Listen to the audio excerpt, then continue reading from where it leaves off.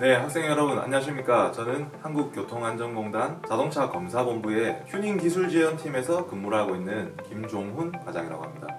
제가 이번에 여러분들한테 말씀드릴 내용이 있는데 그건 바로 보시다시피 튜닝 산업의 현 주소와 우리 공단이 해야 될 역할, 여기에 대해서 설명을 해드리도록 하겠습니다. 네, 차례로는 먼저 튜닝 시장 현황, 두 번째 자동차 튜닝에 대한 이해, 다음 세 번째 튜닝카 성능안전시험센터 건립에 관한 얘기, 그다음 현재 제가 근무를 하고 있는 첨단 자동차 검사 연구센터, 다음 많이들 알고 계시는 자동차 검사에 대한 제도에 대해서 간략하게 설명을 하고요. 향후에 저희 공단과 튜닝 기술 지원팀이 어떠한 지원을 계획하고 있는지까지 말씀드리도록 하겠습니다. 자, 먼저 튜닝 시장 현황입니다. 현재 우리나라 자동차 등록 대수는 무려 2,300만 시대를 넘어 2,400만 대 가까이 다가가고 있습니다. 그러다 보니까 이제 소유자들이 제작돼서 나온 자동차에 절대로 만족하지 않습니다. 뭔가 남들과 다른 성능을 뽐내고 싶고 외관을 독특하게 꾸미고 싶고, 그러다 보니까 나는 자동차 튜닝을 하고 싶다 라는 수요가 굉장히 많이 증가하게 됐어요. 그러다 보니까 자동차 튜닝 산업이 고용노동부에서도 그렇고 국토교통부에서도 그렇고 신성장 동력 산업이다, 이렇게 국가적으로 지금 발표를 하고 있는 상황입니다. 그렇기 때문에 자동차 튜닝 산업은 또 새로운 일자리 창출 측면에서 잠재력이 엄청나게 큰 분야라고 합니다. 그리고 연평균 4.2%가량 성장을 하고 있고요. 그리고 규제 완화랑 정책 지원이 뒷받침이 되면 그 성장률은 사실 얼마나 될지는 모르겠습니다. 그렇다면 자동차 튜닝이 뭔지 조금 이제 알아야 될 필요성이 있는데요. 제가 대학교 교육을 나가보면 먼저 물어봅니다. 자동차 튜닝이 뭐냐? 대부분 이렇게 생각하세요. 불법 튜닝? 제일 많이 나옵니다. 하지만 불법 튜닝은 사실 옛말이고요. 자동차 튜닝은 법적으로 정의가 되어 있습니다.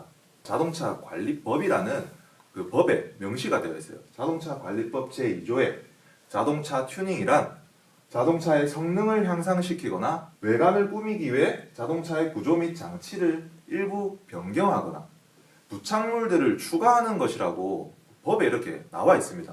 그래서 이 강의를 들으시는 학생분들은 절대 이제 튜닝이 불법 튜닝 이런 것만 생각하지 마시고 튜닝의 정의가 있으니 이렇게 생각하시면 돼요. 조금 더 나아가자면 튜닝은 저희가 크게 세 가지로 분류를 해볼 수가 있습니다. 첫째, 빌드업 튜닝, 둘째, 튠업 튜닝, 셋째, 드레스업 튜닝입니다. 자, 첫 번째 빌드업 튜닝입니다. 사용 목적에 따라서 차실이라든지 승차 장치, 차 내부, 아니면 화물차에 보면 적재 장치가 있죠. 적재함이라고 하는데 그 부분을 이제 사용 목적에 따라 변경하게 되는 부분이 바로 빌드업 튜닝입니다. 그림에서 보시다시피 일반 트럭을 소유를 하고 있는데 갑자기 이제 주유소를 차리게 됐어요. 그러면은 일반 트럭을 팔고 주유소 차를 구입을 하는 게 아니라 일반 차에다가 탱크를 올려서 튜닝을 할 수가 있는 거죠. 비용적 측면에서도 굉장히 비용 절감이 많이 되겠죠. 그래서 사람들은 튜닝을 많이 합니다. 그래서 국내에 도로에서 보면 돌아다니던 차들 이제 대부분이 제작되어서 나온 차라고 이제 생각을 많이 하시는데 절대 그렇지 않고 대부분 이제 튜닝을 통해서 만들어지고 있는 차가 많다라고 생각하시면 되겠습니다. 두 번째로 튠업 튜닝입니다. 아마 튠업 튜닝은 좀 아시는 분들이 많을 수도 있어요. 왜냐하면 튜닝이라고 했을 때 딱 떠오르는 부분이 이 부분이거든요. 터보 차저를 단다든지 뭔가 이제 소음기를 변경해서 소음을 이제 크게 낸다든지 하는, 사람들한테 뽐내고 싶은, 그리고 자동차의 성능을 제작되어서 나온 차보다 더 업그레이드를 할 수 있는 부분이 튠업 튜닝입니다. 자, 마지막으로 드레스업 튜닝입니다. 드레스업 튜닝은 지금 아마 여러분들도 차를 가지신 분들이라면 아마 한 번쯤은 다 해봤을 것 같아요. 차에 랩핑을 한다든지, 그다음에 휠을 바꾼다든지, 필름을 입힌다든지, 취향에 따라서 외관이라든지 차의 내부를 변경하는 게 드레스업 튜닝이 됩니다. 자, 그럼 자동차 튜닝이 어떤 식으로 지금 이루어지고 있는지 한번 보겠습니다. 일단 자동차 튜닝을 하고 싶으면 먼저 사전에 승인을 받아야 되는 작업이 선행이 돼야 됩니다. 그렇다고 이제 모든 항목에 대해서 다 승인을 받는 건 아니고요. 뭐 예를 들어서 썬팅을 하는데 사전 승인 받으라고 하면은 사람들이 욕하겠죠. 일단 제작사에서 차량이 양산되어서 출고되어서 나옵니다. 그 다음에 자동차 등록을 하겠죠. 자, 자동차 등록을 한 이후부터 자동차의 뭔가 구조나 장치가 바뀐다. 바로 다 튜닝입니다. 그 튜닝을 사전 승인해주는 기관이 바로 한국교통안전공단이고요. 연간 약 20만 대의 차량을 지금 승인을 하고 있습니다. 자, 2조의 아까 자동차 관리법 2조의 자동차 튜닝에 대한 정의가 되어 있다고 제가 말씀을 드렸는데요. 조금 더 세부적으로 나아가자면 자동차 관리법 제34조에 자동차 튜닝에 대한 조금 더 세부적인 내용이 나와 있습니다. 자, 보시게 되면 주요 항목은 이렇습니다. 전 페이지에도 말씀드렸다시피 자동차 튜닝은 등록을 한 이후부터 한다고 했죠. 승인 대상 자동차, 자동차 등록 원부에 등록된 자동차, 요게 바로 출고, 그러니까 제작되어서 나오고 등록이 된 자동차를 말합니다. 다음에 조금 전에 말씀드렸는데 모든 항목에 대해서 튜닝 승인을 받으라고 할 수는 없습니다. 중요한 자동차의 구조 두 가지, 뭐 길이, 너비, 높이라든지 아니면 차량의 무게가 바뀌는 것들, 그 다음 장치 13개 항목이라 해서 안전에 조금 영향이 있는 항목들, 제동장치, 뭐 브레이크 이런 것들, 그 다음에 연료장치, 연료가 뭐 예를 들어서 경유에서 휘발유로 바뀐다거나 그럼 사실 안전도 검증이 필요하지 않겠습니까? 그러한 항목에 대해서만 지금 사전에 승인을 하고 있고요. 그 외에 나머지 부분들, 예를 들어서 블랙박스를 단다, 뭐 썬팅을 한다, 내비게이션을 매립을 한다, 그런 것들은 사전에 승인을 받지 않지만 그것도 마찬가지로 자동차 튜닝에 다 포함이 됩니다. 그리고 자동차 튜닝을 아무나 할 수 있느냐? 절대 그렇지 않습니다. 여기서 사람들이 이제 오해를 많이 하시고 계십니다. 사전에 승인이 필요 없는 항목들은 일반인들이 쉽게 하실 수 있겠지만 사전에 승인을 받는 항목들에 대해서는 반드시 허가된 정비업체, 자동차 관리 사업자라고 하는데요. 뭐 일반적으로 생각했을 때 뭐 카센터, 정비공장 이렇게 부르기도 하는데 그쪽에서 작업을 해야 됩니다. 우리가 아무리 수술을 잘한다고 해도 뭐 의사 면허 없이 수술을 하면 안 되는 것과 아마 같다고 생각하시면 될 것 같아요. 그 다음에 승인 기간은 자동차 관리법에서 시장, 군수, 구청장이라고 규정이 되어 있습니다. 근데 왜, 여기서 아마 의문이 드실 건데요. 그럼 왜 아까 강사분이 한국교통안전공단이 국내 유일의 이제 승인 기관이 됐을까? 바로 자동차 관리법 제77조에 의해서 한국교통안전공단으로 승인 권한을 위탁하게 된 겁니다. 왜냐? 각 지자체 공무원들은 자동차 구조나 이런 부분 대해서 사실 잘 우리보다 모르거든요. 근데 저희는 한국교통안전공단 하는 업무가 있죠. 자동차 검사 업무를 진행합니다. 그 자동차 검사 업무를 하시는 분들은 자동차의 구조를 당연히 알아야 되겠죠. 그렇기 때문에 한국교통안전공단으로 2003년도에 이제 위탁이 된 겁니다. 그렇기 때문에 저희 자동차, 특히나 자동차과를 이제 졸업을 하시는 분들이 대부분 저희 공단의 기술직으로 들어옵니다. 그래서 기계과라든지 뭐 공학을 전공하신 분들이라든지 이런 분들이라면 아마 요 한국교통안전공단의 자동차 검사 쪽이나 아니면 튜닝 이쪽으로 많은 취업을 하실 수가 있고요. 실제로 그렇게 많이 일을 하고 있습니다. 자, 그렇다면 튜닝 절차에 대해서 간략하게 알아보겠습니다. 자, 먼저 승인. 사전에 내가 차를 이렇게 만들어 보겠다. 먼저 승인 신청을 저희한테 하게 되고요. 승인이 되면 승인 받은 내용과 똑같게 튜닝 작업을 실시를 합니다. 튜닝 작업을 완료하고 난 후에는 저희 공단에 와서 또 튜닝 검사를 받아야 됩니다. 그 다음에 승인을 받고 작업을 하고 검사까지 하는 데는 총 45일 이내에 받아야 됩니다. 승인을 받고 작업을 하고 검사를 45일 이내에 받지 않으면 또 관련 규정에 따라서 처벌이 되니까요. 그 점만 유의하시면 되고 자기 차를 튜닝을 한번 해보겠다 라고 생각하시면 이 절차 기억하시면 됩니다. 세 번째로 튜닝카 성능안전시험센터 건립에 대해서 알려드리겠습니다. 튜닝카 성능안전시험센터는 저희 한국교통안전공단과 국토교통부가 같이 하고 있습니다. 거기에 지금 김천시, 그 다음에 김천시 국회의원, 그 다음 각 부서 전체적으로 가장 지금 중점 사업을 하고 있는 그런 업무 중에 하나입니다. 왜냐? 아시다시피 요즘 자동차들 전부 다 첨단 안전장치, 첨단 기술들 다 보유하고 있습니다. 그렇지만 저희는 아직까지 그러한 시설이 없어요. 첨단 안전장치를 튜닝하고 싶다. 할 수가 없습니다. 안전을 확보를 못했기 때문에. 그러한 기술이 없기 때문에. 그렇기 때문에 튜닝카 성능 안전시험센터가 필요한 거고요. 시험 장비가 없고 기술력이 없기 때문에 지금 튜닝을 제한하고 있는 항목이 사실 많습니다. 그리고 튜닝에 의한 운행 자동차 안전도 확보가 반드시 필요하기 때문에 요 센터가 저희가 필요한 거고요.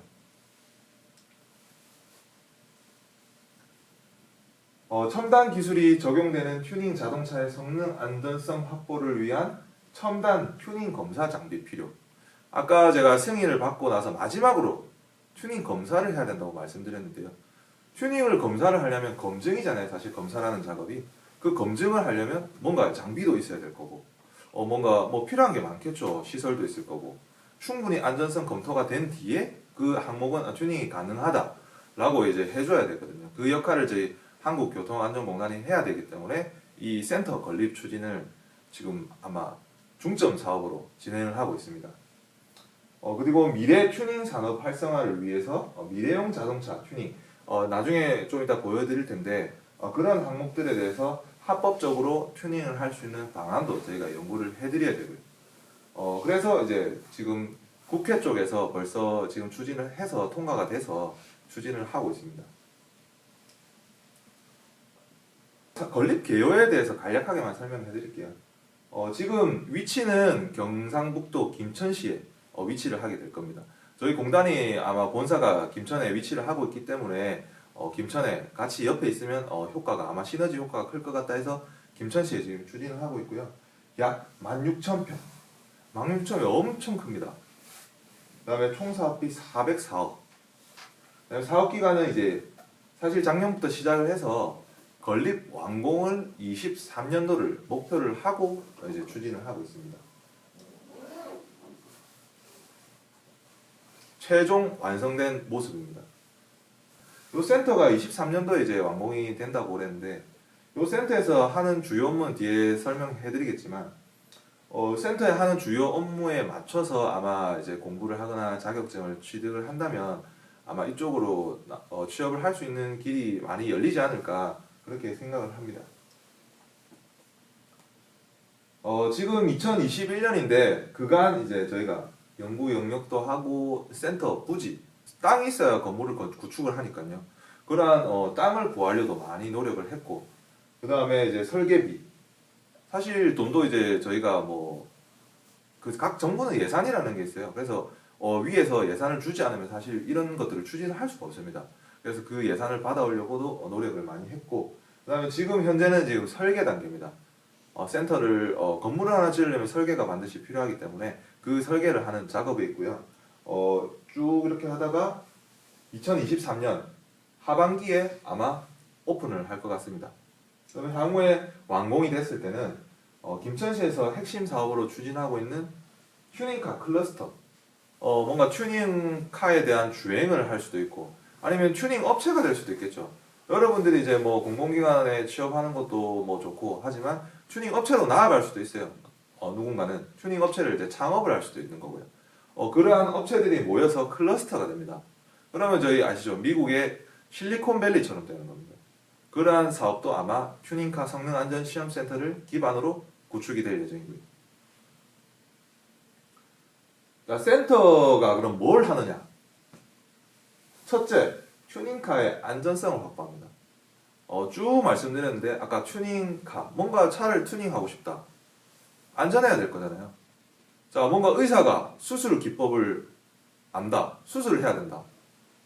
수술을 하고 나서 부작용이 없는지 충분한 검토가 돼야지 그 수술 기법을 적용할 수 있습니다. 마찬가지로 튜닝카 성능안전시험센터에서 뭔가 이거 안전하다 라고 얘기를 해줘야지 그 튜닝 항목은 활발히 이루어집니다. 그렇기 때문에 그런 업무를 하게 될 거고요. 그 다음에 튜닝 부품의 시험 및 인증. 지금 현재 튜닝 부품은 인증을 받은 이제 정식적으로 인증을 받은 제품이 이제 유통이 돼야 되고 한데 사실 중국산 저가 제품이라든지 뭐 미인증된 제품이 유통이 상당히 많이 되고 있는 게 사실입니다. 그런 부품을 장착해서 자동차 검사를 가면 검사에 부적하게 되는 거죠. 그렇기 때문에 자동차 튜닝 부품 인증에 관한 업무도 이제 아마 센터에서 하려고 생각합니다. 셋째, 튜닝 전문 인력 양성입니다. 저희가 사실 이런 것들을 아무리 한다 그래도 튜닝에 관련된 전문가가 없으면 의미가 없습니다. 튜닝 작업을 해주는데 전문가가 아니다. 뭐 이건 일반인이 작업을 할 수 있다. 사실 차이가 굉장히 위험합니다. 지금 자동차는 라이트 전구 하나만 잘못 껴도 상대방 차에 대해서 상당히 피해를 많이 준다고 지금 보고가 되어 있어요. 그렇기 때문에 저희가 이제 튜닝 작업에 관한 전문 인력 양성, 그러니까 튜닝 산업 전반적으로 튜닝 전문가를 이제 인력하는 사업도 양성을 하는 사업도 이 센터에서 합니다. 그 다음에 신규 인력 양성을 위해서 뭐 어떠한 프로그램을 해서 뭐 신규로 교육을 해서 그 사람들이 튜닝 업계로 나가서 큰 활동을 할 수 있도록 지원도 할 계획이고요. 인큐베이터라고 생각하시면 될 것 같아요. 그 다음에 국제협력. 국제협력이 왜 중요하냐면 저희 나라는 사실 지금 사실 저희 나라뿐만 아니라 우리나라뿐만 아니라 글로벌 세계지 않습니까? 국제조화라는 게 있어요. 예를 들자면 우리나라도 수입차가 굉장히 많잖아요. 그럼 그 수입차에 뭔가 튜닝을 하고 싶다. 근데 제작사에 정보가 없으면 사실 하기 힘들거든요. 그러한 정보를 이제 국제 협력을 해서 아마 교류가 되면 튜닝 산업이 더욱 활성화되지 않을까 해서 크게는 저희 튜닝카 성능안전시험센터에서 이렇게 4개 업무를 합니다. 자, 요거는 제가 왜 넣어놨냐면 튜닝카 성능안전시험센터에서 안전도 확보가 됐다 라고 만약에 판단이 되면 그 항목은 튜닝 승인이 가능하다 라고 됩니다. 이제 규정상 2014년도에 지금 현재 캠핑카 이슈 많이 되고 있죠. 그게 2014년도에 허용이 됐습니다. 2014년도 승합차가 캠핑차로 할 수 있다 라고 되면서 지금 5년 동안 약 한 5배가량 증가를 했다고 지금 통계 수치에 나오거든요. 그러니까 튜닝 항목 하나가 확대가 되면, 그러니까 튜닝 금지 사항이 하나 허용 확대가 되면 이렇게 많은 숫자의 자동차가 생긴다 이겁니다. 마찬가지로 2015년도에 어린이 운송용 승합차, 그동안 이제 어린이에 대한 이제 안전사고가 많이 빈번하게 일어나서 2015년도에 어린이는 무조건 어린이 차에만 타라 라고 이제 규정이 개정이 됐습니다. 하지만 제작되어서 나오는 어린이 차는 되게 한정적이에요. 일반 그랜드 스타렉스, 일반 카니발 전부 다 어린이에요. 그러니까 학원을 하시는 분들은 일반 그랜드 스타렉스를 사서 뭐 어린이 운송용 승합차로 변경을 한다든지 그런 부분이 다 튜닝이거든요. 보시다시피 어린이 운송용 차량이 튜닝 허용이 되면서 튜닝 승인 검사 대수가 엄청 급증했죠. 마찬가지로 2018년도 배기가스, 이때부터 한창 환경에 대한 이슈가 많이 됐었어요. 뭐 배출가스 5등급 차량을 제한한다더니 뭐 그런 얘기가 많아서 배출가스 저감 장치를 많이 달았거든요. 그런 것도 다 튜닝입니다. 한 개의 항목이 허용될 때마다 이런 식으로 엄청나게 급증을 합니다. 그 역할을 튜닝카 성능안전시험센터에서 한다면 아마 허용 확대되는 항목이 굉장히 많겠죠. 그렇다면 튜닝 대수는 자연스럽게 올라가고 그 튜닝을 하려면 작업을 할 수 있는 업체도 많아져야 되고 그러다 보면 이제 동반 성장을 하는 거죠. 자, 지금 현재도 저희가 이제 안전성을 검증이 됐다라고 하는 항목들에 한해서는 계속 튜닝을 허용해주고 있습니다. 하지만 그 숫자가 이제 작죠. 1년에 한두 가지밖에 할 수가 없어요. 저희가 시설이나 장비가 없다 보니까 이러한 항목 자체를 늘리기가 사실 한계가 많이 있습니다. 그렇기 때문에 튜닝카 성능안전시험센터를 지금 빠르게 건립을 추진하고 있고요. 자, 미래는 어떻게 되시겠어요? 제가 이때까지 설명을 한 거로 이제 토대를 보면 미래에는 제가 봐서는 자율주행차, 그다음에 전기차, 뭐 하이브리드차, 친환경차 아마 추세가 다 이쪽으로 가시리라는 거는 아시고 계실 거예요. 뭐 기계과라든지 뭐 이런 기계 산업이나 아니면 자동차 산업에 관심이 있으신 분들은 다 자율주행차가 될 것이다 전기차가 될 것이다. 알 겁니다. 그럼 남은 차들은 어떻게 할까요? 다 폐차를 해야 될까요? 튜닝을 하면 되죠. 하지만 튜닝이 된다면 선택을 할 수가 있겠죠. 나는 고속도로 주행만 많이 하니까 차로 유지, 지원 이 시스템만 튜닝을 하고 싶어요. 그렇게 되는 겁니다. 미래에. 마찬가지로 전기차. 전기차가 사실 지금 엄청 비싸죠.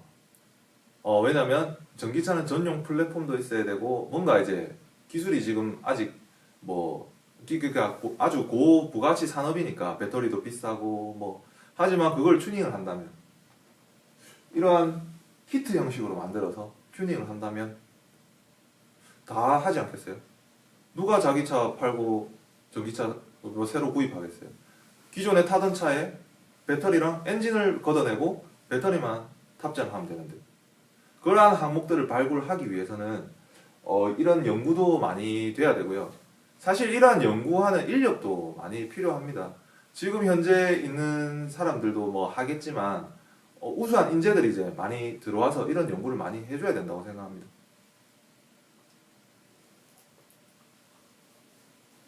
길 가다가 한번 봤을 수도 있고 이제 아마 인터넷에 검색을 하면 이런 걸 보셨을 수도 있어요. 외국은 이미 우체국 차들, 뭐 청소차들 다 외국의 사례들입니다. 운행을 하고 있어요.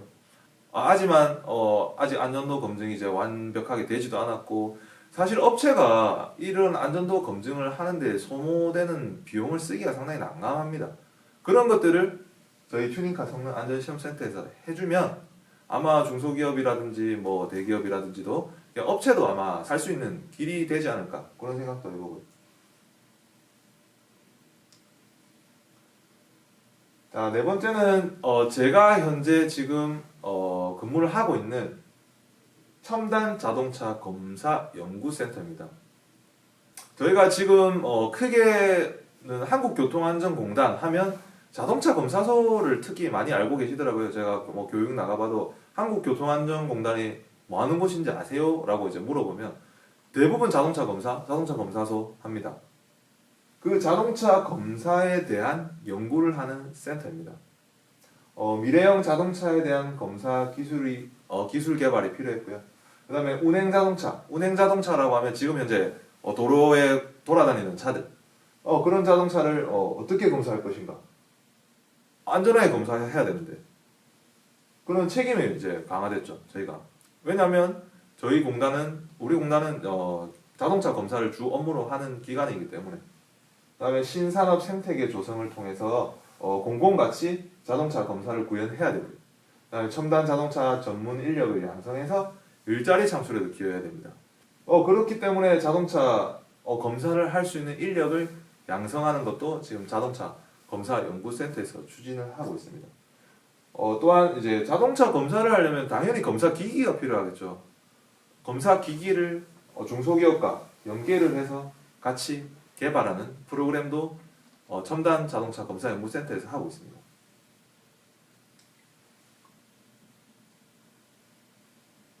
튜닝카 성능안전시험센터보다는 조금 건축비가 작은데요. 왜냐하면 튜닝카 성능안전시험센터는 아까 보셨다시피 시험동도 많고 굉장히 넓습니다. 근데 첨단 자동차 검사 연구센터는 건물 일단 한 개죠. 그 다음에 이제 김천에 위치를 하고 있지만 총 사업비 돈은 또 많이 들어갔어요. 250억 가량 이제 들어갔고 작년에 완공이 되어서 제가 여기서 근무를 지금 하고 있습니다. 지금 현재 자동차 검사를 위한 인력. 자동차 검사는 이제 좀 그 자격도 필요하지만 주기적으로 또 교육을 받아야 됩니다. 뭐 3년에 한 번, 뭐 4박 5일, 2박 3일 정도로 교육을 받아야 되는데 그 교육, 전국에 있는 민간 자동차 검사소의 검사원들, 공단에 있는 검사원들, 여기 와서 검사를 무조건 수료를 해야지 자동차 검사 업무를 수행할 수가 있습니다. 그렇지 않으면 자동차 검사를 할 수가 없어요.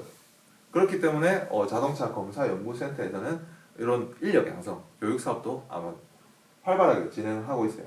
그래서 연간 지금 약 한 5,000명 대상으로 검사 관련된 교육을 진행을 하고 있습니다. 일단 자동차 검사원을 하려면 아까 제가 말씀드렸다시피 자격증이 자동차 정비 산업기사와 그다음에 일종 보통 이렇게 두 개는 이제 필수로 있어야 된다고 말씀드렸어요. 요 두 개가 필수로 있으면 저희 첨단 자동차 검사 연구센터에서 아까 말씀드렸던 교육을 수료를 하고 민간 업체에서 자동차 검사원으로서 활동을 할 수가 있습니다. 조금 더 세부적으로 들어가자면 이제 도로 운행의 적합성을 확인하고 일단 교통사고를 막는 거죠, 사실. 교통사고, 정비 불량으로 인한 교통사고를 막아서 국민의 생명과 재산을 보호하는 데 그 목적이 있고요. 그 다음에 무보험. 왜냐하면 자동차 검사 때 보험도 확인합니다. 보험을 안 드는 차, 불법 자동차. 그런 차들이 자동차 검사 제도가 없다면 아마 도로를 무분별하게 활보를 하고 다니겠죠. 그런 자동차도 확인하고. 그럼으로 인해서 이제 국민들의 피해도 예방을 하고, 그 다음에 운행 질서도 확립을 하게 되는 거고요.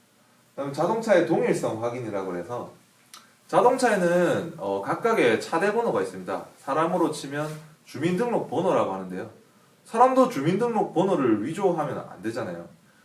자동차도 마찬가지입니다. 차대 번호를 위조하는 사례가 있습니다. 남의 차를 훔쳐서 번호판을 바꾸고 차대 번호를 위조하고 그럼 남의 차를 이제 뺏어가게 되는 거죠. 그다음에 그래서 도난차 예방, 차대 번호 위변조 예방 이런 것을 검사 때 확인을 하게 되고요. 또 중요한 게 있죠. 배출가스랑 소음. 국민들이 굉장히 불편해하는 항목 중에 이제 한 가지입니다. 배출가스, 특히나 소음. 각 검사 기준에는 배출가스가 얼마 이상 나오면 안 된다. 소음이 몇 데시벨 이상 나오면 안 된다. 라고 검사를 다 합니다. 그 검사 기준에 미달되면 이제 불합격이 돼서 시정 조치를 하고 다시 이제 재검사를 받게 되는데 그런 업무가 다 자동차 검사에 포함되어 있는 거예요. 자동차 검사의 종류에 대해서 한번 알아보겠는데요. 일반적으로 이제 우리가 자동차 검사다라고 하는 것들은 여기 정기 검사라고 보시면 돼요. 일정 기간마다 정기적으로 받는 검사. 자동차 검사 제도는 이원화가 되어 있습니다. 우리 공단은 자동차 검사의 종류에 해당하는 모든 검사를 다 할 수가 있고요. 반면에 민간은 두 가지밖에 못합니다. 정기검사, 종합검사. 정기검사는 아까 우리가 일반적으로 아는 그 안전도 검사, 브레이크 검사 뭐 이런 거고요. 종합검사가 배출가스 정밀검사 플러스 뭐 일반적인 정기검사라고 생각하시면 됩니다. 민간 검사소는 요 두 가지 업무밖에 할 수가 없습니다. 법적으로. 반면에 공단은 상당히 많은 검사를 하죠. 신규 검사, 임시 검사, 튜닝 검사, 수리 검사, 뭐 내압용기 재검사, 검사의 종류가 이렇게 많아요. 검사는 이제 어떻게 흘러가느냐? 첫 번째 동일성 확인. 아까 말씀드렸듯이 뭐 차대 번호가 위 변조가 되지 않았는지, 번호판의 식별이 가능한지 안 한지, 뭐 그러한 업무를 하고 ABS 검사라고 있는데 휠 얼라이먼트, 그다음에 브레이크가 잘 듣는지, 그다음 뭐 속도계 게이지가 일정하게 올라가는지 그런 업무를 하고 세 번째 하체 검사. 하체가 뭐 부식이 됐는지 아니면 뭐가 빠졌는지, 그다음 뭐 등속 조인트가 멀쩡한지 이런 걸 다 확인을 해야 돼요. 하체는 자동차에서 하체는 사람으로 치면 다리, 발가락, 발이거든요. 그게 멀쩡하지 않다면 사람이 걸어 다닐 수가 없잖아요. 그래서 하체 검사를 합니다. 또 전조등 검사. 저희가 라이트가 전조등이 사실 그 등화 장치라고 저희는 표현을 하는데 각 전조등, 그다음 제동등, 브레이크등, 그다음 후미등, 번호등 이런 것들 총 통틀어서 이제 등화 장치라고 일컫는데 그만큼 이제 뭐 등화 장치가 중요하기 때문에 그런 검사도 당연히 하고요. 뭐 최종적으로는 이 검사에 다 합격을 해야지만 이 자동차는 합격을 했다. 그다음에 2년 뒤에 또 검사를 해라. 이렇게 되는 겁니다. 종합검사는 아까 정기검사에서 여기 배출가스 정밀검사가 포함됐습니다. 정기검사가 배출가스 검사를 안 하는 건 아니지만 정기검사는 배출가스 검사를 차량이 정지되어 있는 상태에서 합니다. 반면에 정밀검사는 실제 주행을 합니다. 검사 기기에서 실제 주행이 가능하도록 하는 기계 안에서 차를 구동을 시킵니다. 실제 고속도로 달리는 것 같이, 그다음 국도 달리는 것 같이 그렇게 했을 때 배출가스랑 매연이 얼마나 나오는지 정밀하게 검사를 하는 게 추가가 돼야지 이제 종합검사라고 부르게 됩니다. 마지막으로 취업 지원 계획에 대해서 조금 간략하게 말씀을 드리겠습니다. 저희 취업 관련된 정보는 사실 공공기관들은 의무적으로 채용을 한다, 뭐 채용에 관한 정보들을 업로드를 하게 돼 있어요. 여러 사이트에. 보통 통상적으로 이제 3개의 사이트에다가 이제 업로드를 하게 돼 있습니다. 관심 있는 공공기관이 있다. 그 사이트에 들어가서 채용 정보를 보면 됩니다. 너무 세세하게 잘 나와 있어요. 지금 제가 이제 그 다른 업무를 다 설명하자면 시간이 오래 걸리니까 제가 지금 하고 있는 튜닝 업무에 대해서 어떻게 이제 우리가 취업을 지원할 것이냐라고 간략하게 설명을 해드릴게요. 일단 저희가 하는 업무 중에 주된 업무가 이제 컨설팅 분야, 교육 분야가 있는데 컨설팅 분야는 이제 튜닝 업체를 상대로 하는 업무입니다. 반면에 교육은 튜닝 업계, 자동차과를 특히나 많이 나가긴 합니다. 이제 그 학생들, 대학생들, 고등학생들을 상대로 하는 교육을 하는 그런 업무입니다. 자, 그렇다면 어떻게 될까요? 우리가 컨설팅을 한 업체도 우리가 데이터베이스가 쌓일 거고 교육을 한 학생들에 대한 데이터베이스가 쌓일 거고 서로 매칭을 시켜줍니다. 업체에서는 어떠한 사람이 필요하다. 그럼 저희가 대학교 교육 나가서 이쪽에 업체가 필요하니 관심 있는 사람들은 가세요. 라고 이렇게 이제 취업 지원을 해주는 프로그램도 지금 현재 저희 자동차 튜닝 기술 지원팀에서 하고 있는 업무 중에 하나고요. 결론은 이제 일자리 매칭을 해서 튜닝 산업을 활성화시키는 데 그 목적이 있습니다. 간략한 프로세스는 이렇게 되고요. 지금 현재 이제 튜닝 일자리 포털이라고 운영을 하고 있긴 합니다. 일단 튜닝카 성능안전시험센터는 몇 명을 채용할 거다라는 건 아직 사실 나오진 않았어요. 그렇다고 현재 저희가 있는 인력을 이쪽으로 배치시킬 수는 없습니다. 아까 서두에 말씀드렸는데 연구를 주목적으로 합니다. 튜닝이 될 수 있는 항목들을 연구를 해요. 그럼 일단 연구가가 필요하겠죠. 플러스 자동차의 구조를 잘 아는, 자동차의 구조를 잘 알아야지 이 항목을 튜닝을 허용할 것인가 안 할 것인가에 대해서 연구를 할 것이잖아요.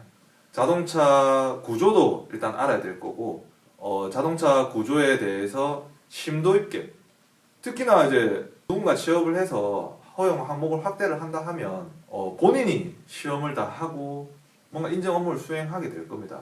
본인이 그 항목에 대해 가장 잘 알아야 돼요. 그러자면 미리 자동차에 대해서 관심이 있는 분들은 자동차 구조학적으로 조금 더 공부를 하시면 아마 이쪽으로 오시는 데 도움이 되지 않을까 생각합니다.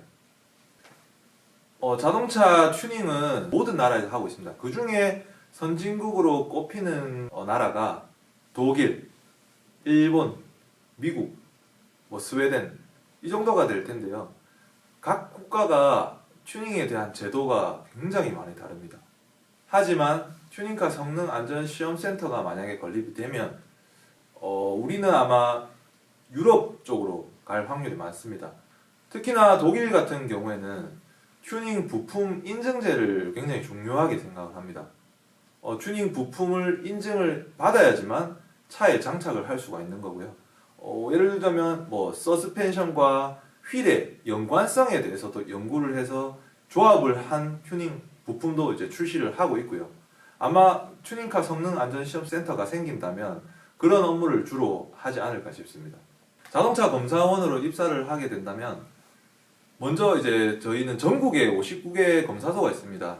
각 지역별로 있죠. 대부분은 이제 지역에 가까운 쪽으로 배치를 시키는데 순환 보직이라고 해야 되죠. 전국 어디든 갈 수가 있습니다. 자기가 이제 지원을 한다고 하면 예를 들자면 제가 부산 지역에 있는 검사소에 있다가 제주도에 있는 검사소를 지원해서 갈 수도 있고요. 검사소에 있다가 본사 업무를 또 해보고 싶다. 그럼 본사에 또 지원해서 갈 수가 있는 거고요. 저희는 취업을 하게 되면 한 자리에 있지 않습니다. 의무 전보 기간이라 그래가지고 몇 년을 채우게 되면 반드시 어디로 이동을 해야 되는 그런 상황이 발생을 하는데 누구는 검사 업무를 더 하고 싶어서 다른 자동차 검사소에 갈 수도 있고 누구는 본사에 들어와서 뭔가를 하고 싶다. 기획 업무를 하고 싶다. 본사로 들어올 수도 있는 거고요. 반드시 자동차 검사원으로 들어왔다고 해서 평생 자동차 검사원만 하는 게 아니라 행정직으로 전직도 할 수가 있습니다. 직렬을 여러 가지로 바꿀 수가 있는 거죠. 사실 공공기관을 취업을 하고 싶어 하는 학생들이 많은 건 알고 있습니다. 사실 공공기관이든 아니든 그냥 일반적인 업무든 자기가 적성에 안 맞는 일을 할 때 가장 힘들 거라고 생각을 하고요. 되게 뭐 군대 문화일 것이다. 저도 입사 초기에 들어왔을 때 뭐 공공기관들은 전부 다 군대 문화야. 다시 군대를 가는 거야. 라고 많이 말을 듣고 입사를 했지만 오히려 그런 말들이 있어서 그런지 더 이제 조직 문화를 개선을 하려고 하고 국가적으로 뭔가를 개선을 하려고 하고 하는 게 공공기관입니다. 이상한 뭐 소문이라든지 어렵다, 이쪽은 뭐 이상하더라 이런 소문에 전혀 개의치 않으셔도 될 것 같습니다. 그다음에 저 같은 경우는 이렇게 여기에 서 있는 것만으로도 사실 보람찹니다. 이러한 거에 관심이 없었다고 하면 아직도 뭐 현장에서 이제 계속 있었겠죠. 그렇다 보면은 이런 자리에 설 기회도 없을 수도 있고요. 다양한 업무를 할 수 있다는 점에 대해서는 굉장히 저는 입사한 게 보람차다고 생각을 하고 있습니다. 이때까지가 제가 준비한 이제 교육의 마지막이고요. 지금 현재 각각 공공기관들은 아마 그 유튜브 채널을 많이 운영하실 거예요. 저희가 직접 운영하고 있는 유튜브 채널입니다. TS 튜닝 알고. 이쪽에 들어오시면 취업에 관련된 정보라든지 뭐 튜닝에 관련된 정보 이런 정보들이 많으니까 튜닝을 하고 싶다, 튜닝에 관심 있다, 자동차 검사에 관심 있다 하시는 분들은 이 채널을 들어오셔서 여러 가지 확인을 하시면 될 것 같습니다. 네, 이상 그럼 강의를 마치도록 하겠습니다.